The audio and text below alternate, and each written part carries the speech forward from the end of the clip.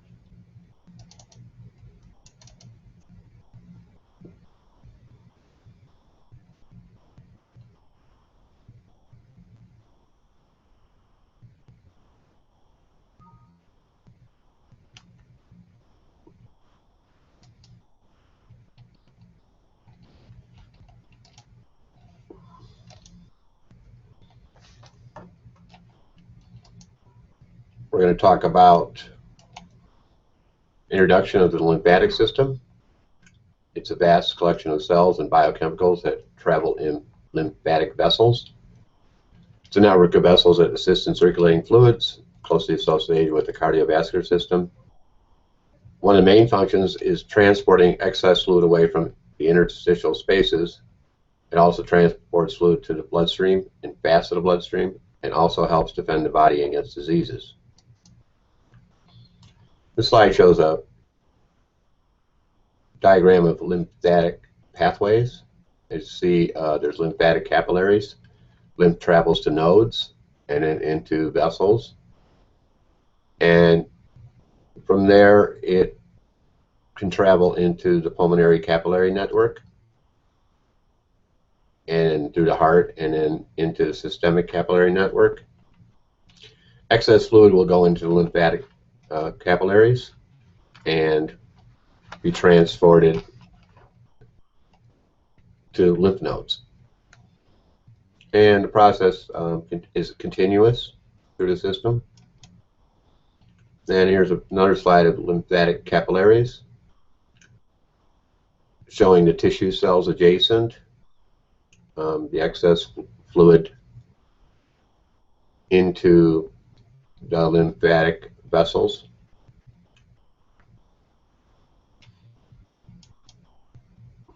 The lymphatic vessels the walls are similar but thinner than those of veins. They have three layers, the endothelial lining, the smooth muscle middle, and connective tissue on the outer layer. These large vessels lead to lymph nodes and then to larger lymphatic trunks. The trunks drain lymph from the lymphatic vessels. They're so named for regions they serve, such as lumbar, the intestinal, intercostal, bronchomediastinal, subclavian, and jugular. So there's a whole network throughout the body.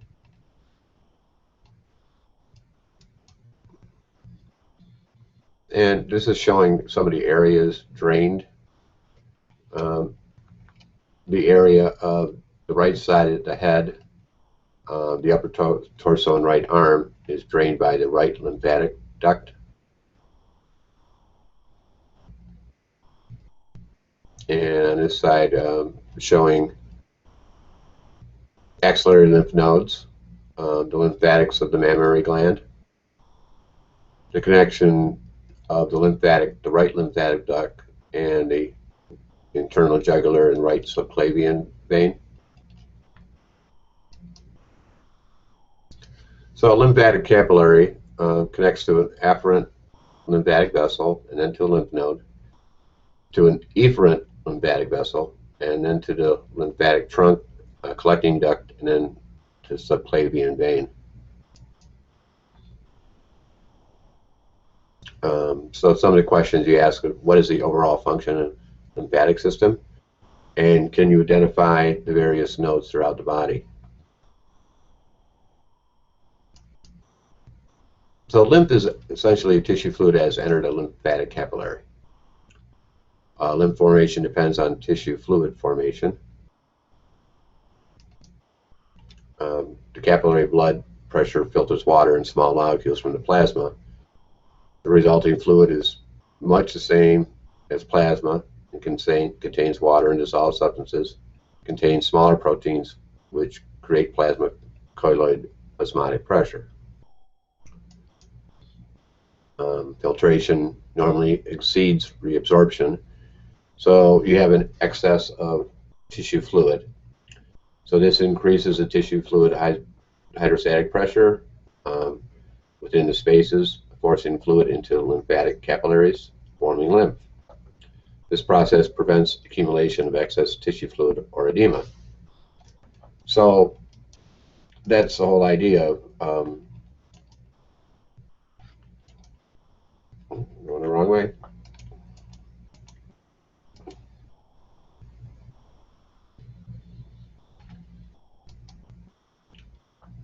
The lymphatic vessels play a role in absorption of dietary fats, deliver fats to the bloodstream, collecting of excess interstitial fluids, delivering the excess fluids to the bloodstream, and delivering foreign particles to the lymph nodes. Here's an epithelial cell on the outside of the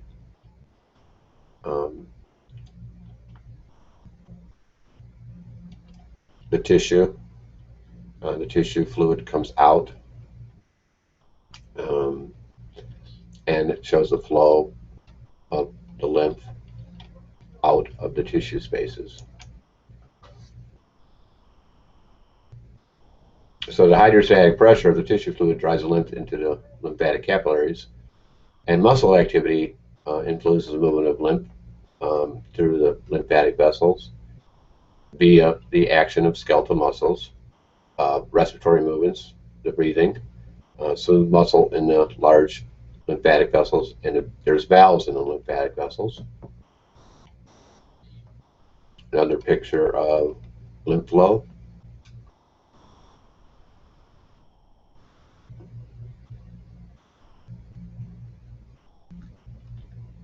There's this lymphatic vessel. There's medulla in the vessel that contains macrophages and T cells. A germinal center that contains the B helper cells.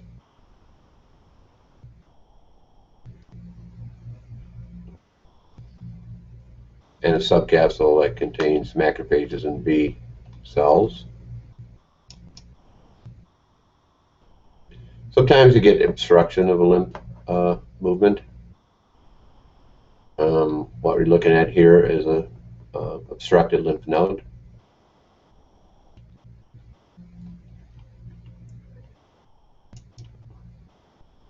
Lymph nodes or lymph glands are located along the lymphatic pathways, and they can contain lymphocytes and macrophages to fight invading pathogens. And here's the structure of a lymph node. The same thing that we looked at before. And here are some of the locations of lymph nodes.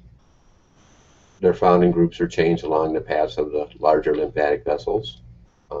So we have lymph nodes in the cervical region, by the neck, and along the side of the face. You have a thoracic lymph node, axillary lymph node under the armpits. You have supratrochlear lymph node in the inner arm, abdominal lymph nodes, pelvic lymph nodes, and inguinal lymph nodes in the groin.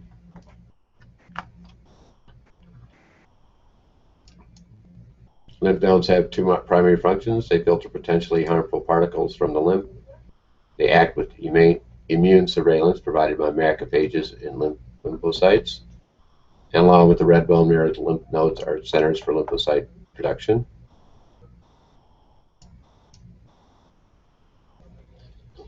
So let's think about it. How is the lymphatic system connected to the cardiovascular system? And how is the lymphatic system connected to the white blood cells? These are the thymus and spleen. They have functions similar to those of lymph nodes. The thymus is a gland, larger in infancy and during puberty, shrinks during adulthood. It's replaced by fat and connective tissue in the elderly. It's a site of T lymphocyte or T cell production. And it secretes protein hormones called thymosins. And you can see the thymus in a fetus and the thymus in the adult. The thymus is shrunk considerably.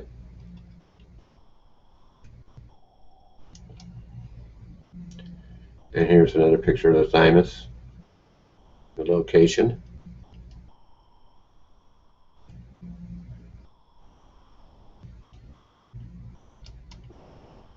The spleen is the largest lymphatic organ. It's located in the upper left abdominal quadrant. Has sinuses filled with blood. It contains two tissue types, white pulp lymphocytes and red pulp, or red blood cells, lymphocytes, and macrophages. And this slide shows a shot of red pulp and the white pulp inside, or surrounded by red pulp.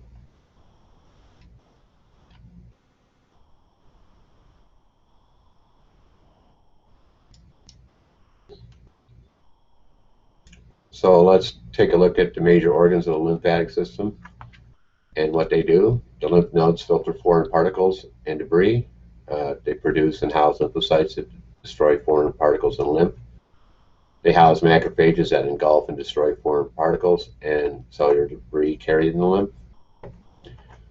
The thymus houses the lymphocytes. It differentiates thymocytes into T lymphocytes, while the spleen is a blood reservoir that houses macrophages that remove foreign particles, damage red blood cells, and cellular debris from the blood. It also contains lymphocytes.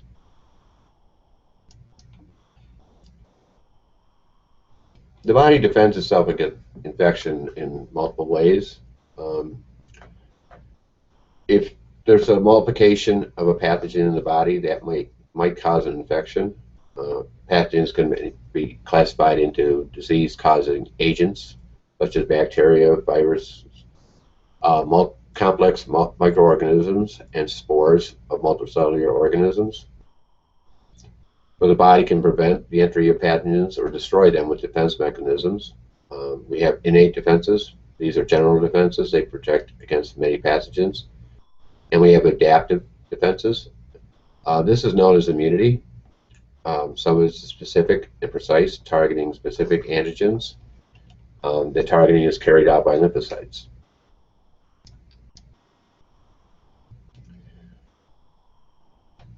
Table 16.3 shows the type of innate defenses that the body has, or non-specific defenses. There's species resistance. Species is resistant to certain diseases that affect other species. Mechanical barriers, unbroken skin, and mucous membranes prevent the entrance of some infectious agents. Fluids wash away microorganisms before they can firmly attach to tissues. We have chemical barriers. Enzymes in various body fluids kill pathogens. pH extremes and high salt concentration also harm pathogens. Interferons induce production of other proteins that block reproduction of viruses, stimulate phagocytosis, and enhance the activity of cells such that they resist infection and the growth of tumors. Defensins damage bacterial cell walls and membranes. Collectins grab onto microbes. Complement stimulates inflammation, attracts phagocytes, and enhances phagocytosis. Then we have natural killer cells. These are a type of lymphocyte that secretes perforins that lyse or destroy virus-infected cells and cancer cells. The body also uses inflammation, a tissue response to injury that helps prevent the spread of infections agents into nearby tissues. And then we have phagocytosis. Neutrophils, monocytes, and macrophages will engulf and destroy foreign particles and cells. And then fever.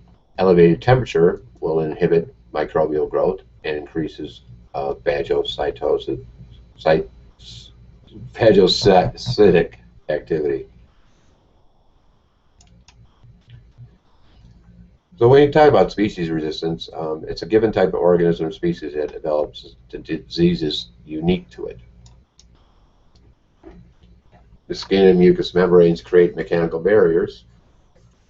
They're considered the first line of defense. All other nonspecific defenses are part of the second line of defense.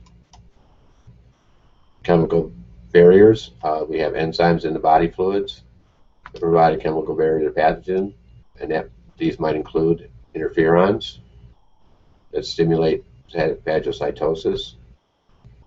Defensins are peptides produced by neutrophils and other granulocytes. They cripple microbes. Collectins are proteins with broad protection against bacteria, yeast, and some viruses. And complement is a group of proteins in plasma and other body fluids that stimulate inflammation, attract phagocytes, and enhance phagocytosis.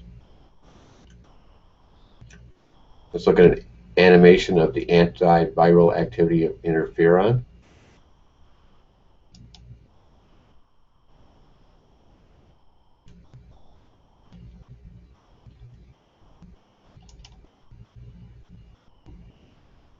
Okay, yeah, working.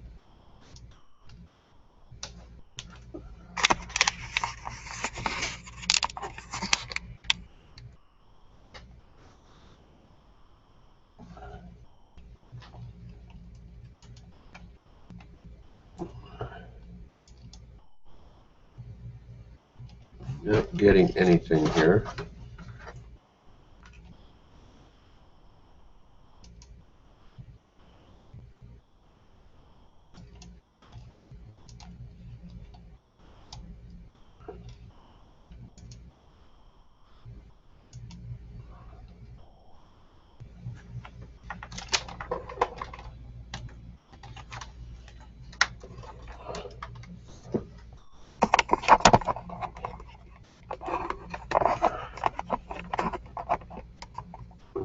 Okay.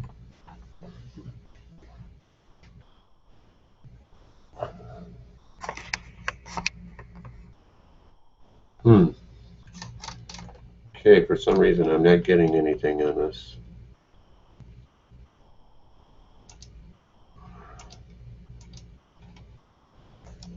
I get my animation working. Okay, well, we'll talk about natural killer cells.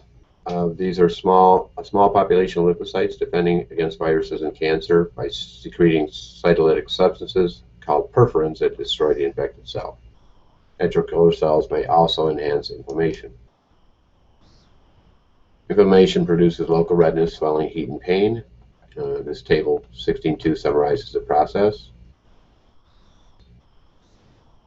One of the actions is blood vessels will dilate, capillary permeability increases, and fluid leaks into tissue spaces. So the tissues become red, swollen, warm, and painful. Then white blood cells will invade the region, and pus may form as white blood cells, bacteria cells, and cellular debris accumulate. Tissue fluids containing clotting factors seep into the area, so a clot containing threads of fibrin may form. Fibroblasts arrive on the scene. A connective tissue sac may form around injured tissues. Phagocytes are active. Bacteria, dead cells, and other debris are removed. And then the cells divide, and newly formed cells replace the injured ones. And there's another animation on the inflammatory response I don't have. Let's talk about phagocytosis. It removes foreign particles from lymph. Phagocytes are also in the blood vessels and the tissues of the spleen, liver, or bone marrow. The most active of these cells are neutrophils and monocytes. Chemicals attract these phagocytic cells to injury, and these messenger chemicals are called, it's a process called chemotaxis.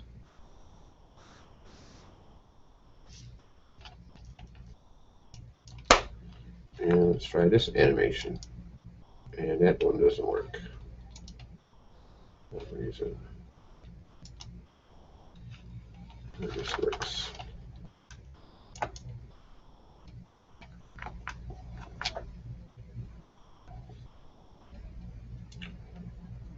I'm going to stop the broadcast to see if it's working, because something is not working correctly right now.